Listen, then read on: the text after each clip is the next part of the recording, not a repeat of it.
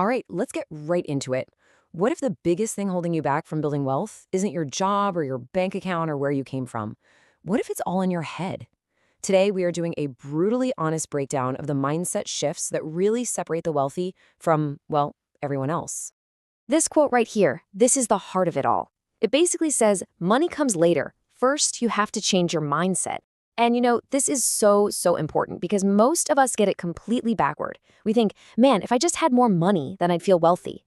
But people who actually create wealth, they know your mindset is the engine.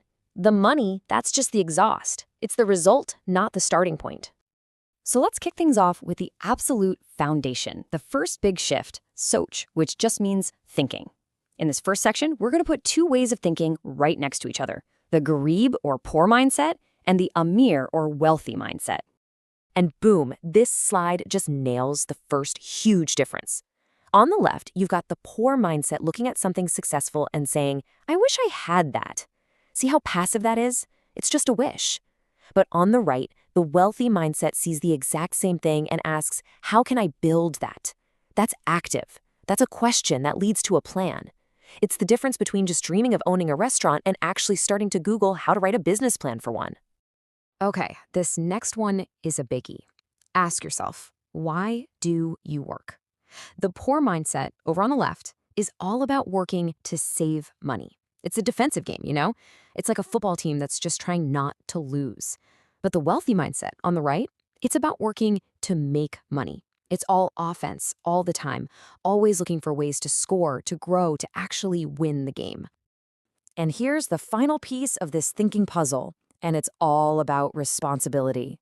The poor mindset tends to blame everything and everyone else, the government, bad luck, other people.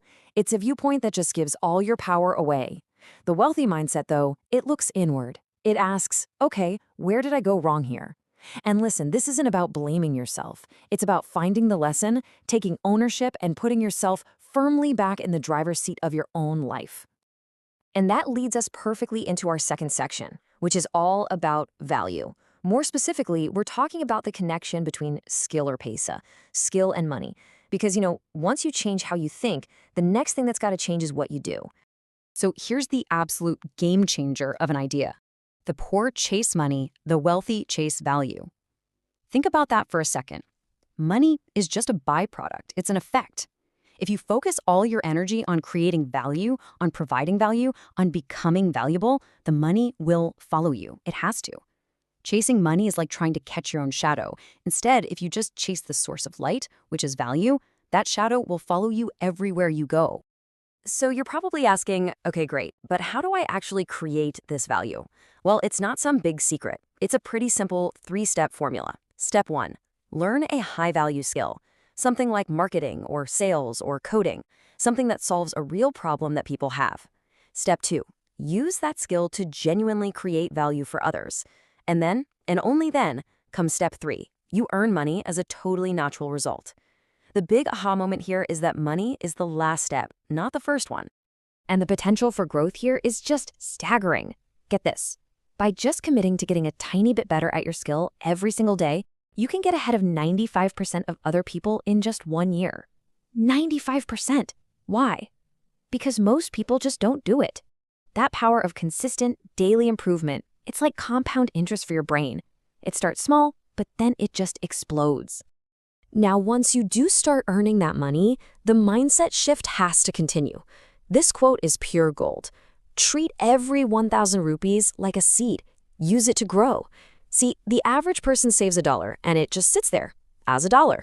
But a person with a wealthy mindset sees every single dollar as a tiny little employee that they can send out into the world to work for them and bring back even more dollars.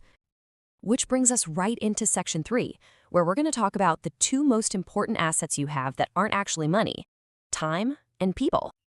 Just look at this comparison here. It's night and day. The poor mindset is about giving your time for money. That's the classic 9-to-5 job, right? But there's a hard limit on what you can earn, because there are only 24 hours in a day. The wealthy mindset? It's about making money from your time. You do that by building assets, things like a business, investments, or digital products, that make money for you even when you're not actively working. And what about that other asset, people? Well, this number, 5, is unbelievably powerful. They say you are the average of the 5 people you spend most time with. Their habits, the way they think, their level of ambition, all of it rubs off on you, whether you like it or not. So, who are your 5? So the main takeaway here is you've got to be intentional about your circle. You have to actively choose to be in an environment that makes you feel inspired, that pushes you to be better. If the people around you make you feel insecure or stuck, that's not a cage you're trapped in. It's a choice. And it's a choice you absolutely have the power to change. Okay, so we've covered mindset, we've covered creating value, and we've covered leveraging your assets. But a perfect plan with amazing skills and a great network is completely useless without one final ingredient. And that brings us to section 4, action. This is the ultimate key that turns everything else into reality. So let me just ask you this straight up. What's more valuable, the amazing idea or the execution of that idea? Where are you spending most of your energy? The answer? It's not even close. Execution is so much more important than planning. Wealthy people, they take action. Seriously, if you have an idea and you take just one tiny step to act on it within 24 hours, you are already miles ahead of most people. An imperfect action is worth 1,000,000 times more than a perfect plan that just sits in a notebook.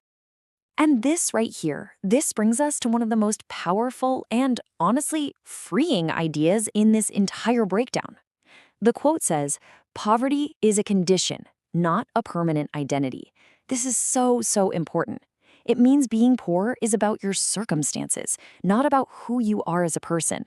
It's a temporary situation you're in, not a permanent label of who you are. And because of that, it can be changed. So what's the real goal here? What does it truly mean to be Amir or wealthy? As this slide just perfectly sums it up, it's not just about having a pile of money. True wealth is having control over your life, control over your time, your choices, your destiny. And that right there is a goal that is absolutely worth chasing.